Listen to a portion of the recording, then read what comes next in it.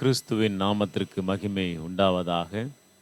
கிறிஸ்துவின் நாமத்தினாலே பிரியமானவர்களே, இந்த செப்டம்பர் மாதத்திலே முதல் தேதியிலே உங்களை வாழ்த்துகிறேன். இந்த மாதத்தின் வாக்கு உபாகமம் 4வது அதிகாரம் 31வது வசனம் சொல்லுகிறது, உன் தேவனாகிய கர்த்தர் இரக்கமுள்ள தேவனாயிருக்கிறபடியால் அவர் உன்னை கைவிடவும் மாட்டார்.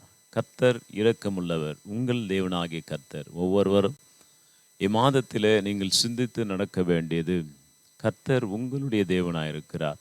அவர் உங்களுடைய தேவனாயிருக்கிறபடினாலே இதோ இரக்கம் காட்டுகிற தேவனாயிருப்பார். இரக்கம் காட்டுகிற தேவன் மாத்திரமல்ல, அவர் உங்களை கைவிடவும் மாட்டார். முதலாவது நீங்கள் செய்ய வேண்டிய காரியம் இந்த 30வது வசனத்திலே சொல்லுகிறது, நீங்கள் ஆண்டவரிடத்தில் திரும்ப வேண்டும். முதலாவது ஆண்டவரிடத்தில் நீங்கள் திரும்புவீர்கள் என்றால், கர்த்தரிடத்தில் திரும்புகிற பொழுது இரண்டாவது ஆண்டவர் உங்களுக்கு இரக்கம் காட்டுகிற தேவனாயிருப்பார். அவர் உங்களுக்கு இரக்கம் காட்டி மாதம் முழுவதும் ஆண்டவர் உங்களை நடத்துவார் என்பதில் சந்தேகம் இல்லை. மூன்றாவதாக தன்னுடைய உடன்படிக்கை கர்த்தர் நினைவு கூறுகிற ஆண்டவர். உங்களுக்கு கொடுத்த வாக்கு, நீங்கள் சில நாட்களிலே ஆண்டவரிடத்தில் பெற்றிருக்கிற வாக்கு, நீங்கள் நினைத்திருக்கிற நினைவுகள் அனைத்தையும் ஆண்டவர் இம்மாதத்தில் நிறைவேற்ற வேண்டும் என்றால், முதலாவது நீங்கள் கர்த்தரிடத்தில் திரும்ப வேண்டும். பிற்பாடு ஆண்டவர் உங்களுக்கு இரக்கம் காட்டுவார். மூன்றாவதாக அவருடைய உடன்படிக்கை கர்த்தர் நினைப்பார்.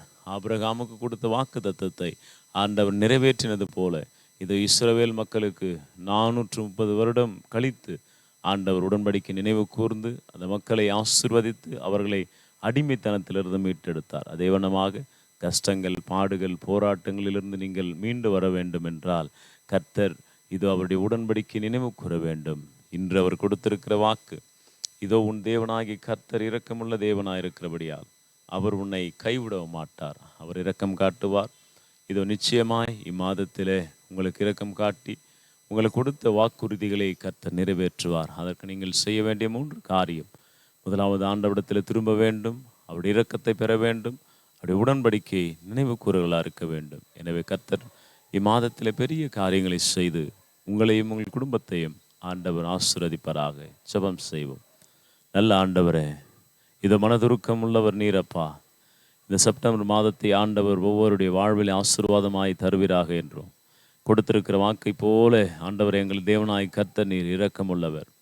நீர் ஆண்டவரே கைவிடாத தேவன் என்பதை அறிந்து இன்னொரு நாமத்தை மகிமைப்படுத்துகிறோம்.